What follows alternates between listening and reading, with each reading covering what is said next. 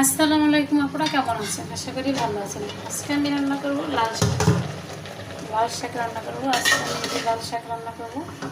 তো দেখেন কীভাবে লাল শাকটা রান্না করি। আপনারা তো অনেক পদ্ধতি লাল শাক খেয়েছেন, কিন্তু আমার মতো এইভাবে করে রান্না করে কি লাল শাক কে কে খেয়েছেন অবশ্যই বলবেন। তো আজকে আমি লাল শাক রান্না করতেছি। তো লাল শাকটা আমি প্রথমে ভাত দিয়ে সিদ্ধ করে নিচ্ছি। এই যে আমার পেঁয়াজটা ভাজা ভাজা হয়ে গেছে, দেখেন কত সুন্দর করে ভাজা ভাজা করে নিয়েছি। এই জায়গায় রসুন, পেঁয়াজ, কাঁচামরিচ সব কিছু দিয়ে ভাজা ভাজা করে নিয়েছি।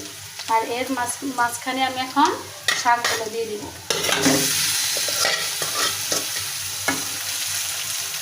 এখন শাকগুলো দিয়ে ভালোভাবে নেড়ে চেড়ে নেব।